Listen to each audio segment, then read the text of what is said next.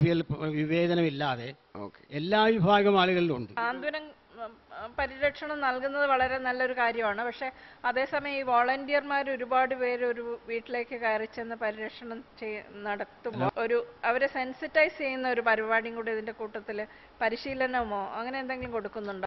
ആരോഗ്യരംഗത്ത് എല്ലാ വാർഡിലും 20 പേരടങ്ങുന്ന വോളണ്ടിയർ സേന, 12 വാർഡായിരുന്നു അന്നുണ്ടായിരുന്നത്, ഇപ്പോൾ 15 വാർഡുണ്ട്. 12 വാർഡിലും 20 പേരടങ്ങുന്ന ഒരു വോളണ്ടിയർ സേനയെ ഞങ്ങൾ സംഘടിപ്പിച്ചിട്ടുണ്ടായിരുന്നു. ആ വോളണ്ടിയർമാർക്ക് പരിശീലനം കൊടുക്കുന്നതിന് വേണ്ടി കോഴിക്കോട്ട് നിന്നും പാലിയേറ്റീവ് കെയർ രംഗത്ത് വളരെ സജീവമായി നിൽക്കുന്ന ഡോക്ടർ സുരേഷ്, അദ്ദേഹം വളരെ പ്രശസ്തനാണ്, അദ്ദേഹത്തിൻ്റെ നേതൃത്വത്തിലുള്ള ഒരു ടീം ഇവിടെ വന്നു. ഇപ്പോൾ അവസാനമായിട്ട് ഞങ്ങളുടെ ഒരു 85 വോളണ്ടിയർമാർ, 85 അവർ കൃത്യമായിട്ടും പോകുന്നുണ്ട്. അപ്പോൾ അതിൽ വീട്ടിലുള്ള ആളുകൾ പരിചരിച്ച് അവസാനമായിട്ടും അവർ നിരാശപ്പെട്ട് മനഃപൂർവ്വം അല്ലെങ്കിൽ പോലും അവർക്ക് നിവൃത്തിയില്ലാതെ വരുന്ന സമയത്ത് ഈ രോഗിയെ പുറം വാതിലിലേക്ക് തള്ളുന്ന സ്ഥിതി വരെ ഉണ്ടായിട്ടുണ്ട്.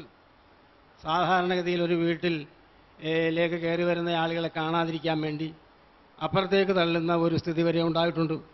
പക്ഷേ ഞങ്ങളിങ്ങനെ വോളണ്ടിയേഴ്സും ഡോക്ടർമാരും ഒക്കെ ഈ പരിചരണം ആരംഭിച്ചതിന് ശേഷം ഓരോ വീട്ടിലും ചെല്ലുന്നു എന്നുള്ളത് ബോധ്യപ്പെട്ടപ്പോൾ വീട്ടിലുള്ളവർക്ക് ഇത് അന്യവൽക്കരിക്കാൻ പാടില്ല. ഈ വീടിൻ്റെ ഒരു നാഥനായിരുന്നു, നമ്മുടെ സമൂഹത്തിൽ ഏറ്റവും അറിയപ്പെടുന്ന ഒരു വ്യക്തിയായിരുന്നു അദ്ദേഹം. ഏതാനും വർഷങ്ങൾക്ക് മുമ്പ് നമ്മുടെ സമൂഹത്തിൻ്റെ ഉന്നത സ്ഥാനം അലങ്കരിച്ചിരുന്ന ഒരു പൊതുപ്രവർത്തകനായിരുന്നു. അപ്പം അദ്ദേഹത്തെ ഇങ്ങനെ അന്യവൽക്കരിക്കാൻ പറ്റില്ല എന്ന ഒരു ബോധം കൂടി ഈ സ്വന്തം കുടുംബാംഗങ്ങൾക്ക് നൽകാൻ ഞങ്ങളുടെ ഈ വോളണ്ടിയർ സേവന പ്രയോജനപ്പെടണമെന്നുള്ളതാണ് ഞങ്ങളുടെ എളിയ അനുഭവത്തിൽ മനസ്സിലായിട്ടുള്ളത്. ഞങ്ങളുടെ അവിടെ 9 വിദ്യാലയങ്ങളുണ്ട്. 9 വിദ്യാലയത്തിലും ആരോഗ്യസേനയുണ്ട് സാർ. കൊച്ചു കുട്ടികൾ വരെയും ആരോഗ്യസേന ഞങ്ങൾ സംഘടിപ്പിച്ചിട്ടുണ്ട്. കാരണം അവർ നാട്ടിൻപുറത്ത് നടന്നിട്ട് ഇതിനു വേണ്ടിയുള്ള ഈ ബോധവൽക്കരണം, പ്രത്യേകിച്ചും മാലിന്യ നിർമ്മാർജ്ജനം, ചിക്കൻ ഗുനിയ വന്നപ്പോഴെന്ന് പറഞ്ഞാൽ ഞങ്ങൾക്ക് ആ സേന വളരെ പ്രയോജനപ്പെട്ടു. ഫാമിലീസിനുണ്ടാവുന്ന ബേർഡൻ പ്രത്യേകിച്ച് സ്ത്രീകൾക്കായിരിക്കും കൂടുതൽ രോഗികളെ നോക്കാൻ. ഇപ്പൊ പുരുഷനാണെങ്കിലും സ്ത്രീ ആണെങ്കിലും ഒരു സ്ത്രീ വേണം ശുശ്രൂഷിക്കാൻ വീട്ടിലെ. അതുകൊണ്ട് ആ സ്ത്രീക്ക് ഉണ്ടാവുന്ന ഭാരം, അതിനുവേണ്ടി എന്തെങ്കിലും പഞ്ചായത്തിന് ചെയ്യാൻ സാധിക്കുന്നുണ്ടോ? ഞങ്ങൾ വളരെ ആഗ്രഹിച്ച ഒരു ചോദ്യമാണിത്. ഞങ്ങൾ ചെയ്തുകൊണ്ടിരിക്കുന്നത് കേവലമായ മരുന്ന് കൊടുക്കുക മാത്രമല്ല. ഞങ്ങൾ പാവപ്പെട്ട നിരാലംബരും നിരാശ്രയരുമായിട്ടുള്ള കുടുംബങ്ങൾക്ക് ഭക്ഷണം കൊടുക്കുന്ന കാര്യത്തിൽ ഞാൻ പ്രത്യേക ഏർപ്പാടുണ്ട്. അതുപോലെ തന്നെ വസ്ത്രം വാങ്ങിച്ചവർക്ക് കൊടുക്കും. അതിന് അർഹതപ്പെട്ടുള്ള ആളുകളെ പ്രത്യേകമായ ഒരു ലിസ്റ്റ് തയ്യാറാക്കി അവർക്ക് കൃത്യമായും ഭക്ഷണം മുടങ്ങാതെ കൊടുക്കുന്ന കാര്യത്തിലും, അതുപോലെ തന്നെ വസ്ത്രം കൊടുക്കുന്ന കാര്യത്തിലും, മരുന്ന് സൗജന്യമായി കൊടുക്കുന്ന കാര്യത്തിലും, അതോടൊപ്പം തന്നെ സ്ത്രീകളാണെങ്കിൽ ഒരു പക്ഷേ അവരെ പരിചരിക്കാൻ നിവൃത്തിയില്ലാത്ത വീടിൻ്റെ ചുറ്റുപാടാണെങ്കിൽ സ്ത്രീ വോളണ്ടിയേഴ്സിന് പ്രത്യേകമായി ട്രെയിൻ ചെയ്തിട്ട് അവിടെ ഏറ്റവും വളരെ ശ്രദ്ധാപൂർവ്വം നോക്കുന്നതിന് വേണ്ടിയുള്ള ഒരു ടീമിനെ തന്നെ ഞങ്ങൾ ഇട്ടിട്ടുണ്ട് സാർ. പഞ്ചായത്തുകൾക്ക് പുതിയ പദ്ധതികൾ ആസൂത്രണം ചെയ്യാനും പുതിയ ജനക്ഷേമകരങ്ങളായ കാര്യങ്ങൾ കണ്ടെത്താനും കഴിയും, അവർക്കേ കഴിയൂ എന്നുള്ളതാണ് ഈ മുഹമ്മയുടെ മാതൃക. വളരെ നല്ല എഫേർട്ടാണ്. നമ്മളുടെ സമൂഹത്തിൽ അൺപ്രൊഡക്റ്റീവ് ഫോഴ്സസ് എത്രത്തോളം പ്രൊഡക്റ്റീവ് ആക്കാൻ പറ്റും. അത് മാത്രമല്ലാതെ നമ്മുടെ സൊസൈറ്റിയിൽ ഒരു ഘട്ടകാലത്തിൽ പീപ്പിൾ ഹു ബിക്കം അൺപ്രൊഡക്റ്റീവ്, അവരിന് വേണ്ടി ഈ ഒരു എഫേർട്ട് എനിക്ക് വളരെ ഇഷ്ടപ്പെട്ടു. എനിക്കുള്ള ചോദ്യം, എനിക്ക് പാലിയേറ്റീവ് ഈ ഡിസീസിനെ കുറിച്ച് അത്രയൊന്നും അറിയില്ല, പക്ഷെ പ്രിവെന്റീവായിട്ട് എന്തെങ്കിലും ആക്ഷൻ എടുക്കാൻ പറ്റുമോ? ആണെങ്കിൽ ഈ ഡിസീസ് വരുന്ന മുമ്പ് എന്തെങ്കിലും ഒരു ആക്ഷൻ എടുക്കാൻ പറ്റുമോ? അതിനു വേണ്ടി എന്തെങ്കിലും ഒരു പ്രിപ്പറേഷനോ എന്തെങ്കിലും പഞ്ചായത്തിനുണ്ടോ? ഞങ്ങളിപ്പോൾ ഈ സമഗ്ര ആരോഗ്യ പ്രോജക്റ്റ് എന്ന് പറയുന്ന ഒരു പ്രോജക്റ്റിനെ സംബന്ധിച്ച് ബന്ധപ്പെട്ട കമ്മിറ്റി ചർച്ച ചെയ്തിട്ടൊരു വളരെ വ്യക്തമായിട്ടുള്ള ഒരു രൂപരേഖ തയ്യാറാക്കിയിട്ടുണ്ട്. ആ രൂപരേഖയെ സംബന്ധിച്ച് പ്രാഥമികമായിട്ടുള്ള ഒരു ചർച്ച ഞങ്ങൾ സംഘടിപ്പിച്ചു.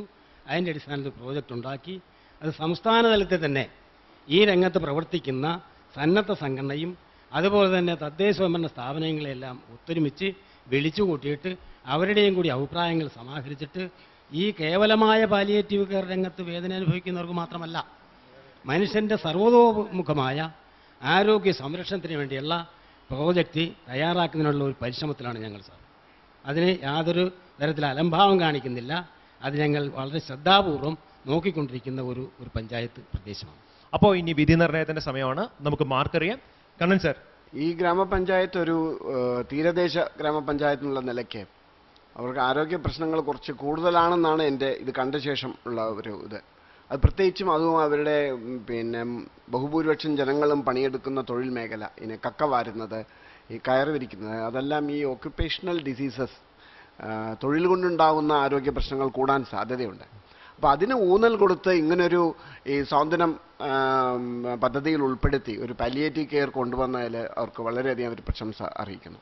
അതേ സമയത്ത് ഇപ്പോൾ അവസാനം പറഞ്ഞതിൽ, പ്രസിഡന്റ് പറഞ്ഞതിൽ എനിക്ക് വളരെ നന്നായി തോന്നിയിട്ടുള്ളത്, ഇതൊരു സമഗ്ര ആരോഗ്യ പദ്ധതിയുമായിട്ട് ബന്ധിപ്പിച്ച് അവർ മറ്റ് പല ഘടകങ്ങളും കൂടി ഉൾപ്പെടുത്തി ഒരു എന്താ പറയുക ടോട്ടൽ ഹെൽത്ത് കെയർ പ്ലാൻ അവരുണ്ടാക്കുന്നുണ്ട്, അല്ലെങ്കിൽ ഉണ്ടാക്കിയിട്ടുണ്ടെന്നുള്ളതാണ്. അതൊരു നല്ലൊരു കാര്യമാണ്. അതോടൊപ്പം തന്നെ മറ്റ് ഈ പരമ്പരാഗത മേഖലയിൽ ഉണ്ടാവുന്ന സുരക്ഷിതത്തിൻ്റെ പ്രശ്നങ്ങൾ, ആ ജോലി ചെയ്യുമ്പോഴുണ്ടാവുന്ന ആരോഗ്യ പ്രശ്നങ്ങൾ ഇതുകൂടി കണക്കിലെടുക്കണം എന്നുള്ളൊരു ചെറിയൊരു അപേക്ഷയും ഉണ്ട്. അപ്പോൾ നമുക്കിനി മാർക്കിലേക്ക് കടക്കാം. കണ്ണൻ സാർ. എൻ്റെ മാർക്ക് മുഹമ്മയ്ക്ക് 15-ൽ 12. വിനീത മാം? ഞാനും 12 തന്നെയാണ് കൊടുത്തിരിക്കുന്നത്. 7.5 out of 10. എൻ്റെ mark 7.5. I give them 8 out of 10. മുഹമ്മയുടെ ടോട്ടൽ സ്കോർ 47 out of 60. എനിക്ക് ഉറപ്പുണ്ട് നിങ്ങൾക്കും ഈ പഞ്ചായത്ത് ഇഷ്ടപ്പെട്ട് കാണും. നിങ്ങൾക്ക് ഇവരെ സപ്പോർട്ട് ചെയ്യണം എന്നുണ്ടെങ്കിൽ SMS ചെയ്തോളൂ. SMS ചെയ്യേണ്ട ഫോർമാറ്റ് ഇതാണ്: GKE സ്പേസ് MHM സ്പേസ് നിങ്ങൾക്ക് എത്ര മാർക്കാണോ നൽകാൻ ആഗ്രഹിക്കുന്നത് അത്രയും out of 10 to this number. വികസനം സമൂഹത്തിന്റെ താഴെ തട്ടിലാണ് നടക്കുന്നതെന്നും ആ വികസനത്തിന് സുസ്ഥിരത ഉണ്ടാകണമെങ്കിൽ സമൂഹത്തിന്റെ മുഖ്യധാരയിലുള്ളവർ, പൊതുജനങ്ങളാണ് അതിന്റെ മുഖ്യധാരയിൽ വരേണ്ടതെന്നും വിശ്വസിച്ച മഹാത്മാവിനെ സ്മരിച്ചുകൊണ്ട് ഗ്രീൻ കേരള എക്സ്പ്രസിന്റെ ഈ അധ്യായം നമുക്ക് വൈൻഡപ്പ് ചെയ്യാം.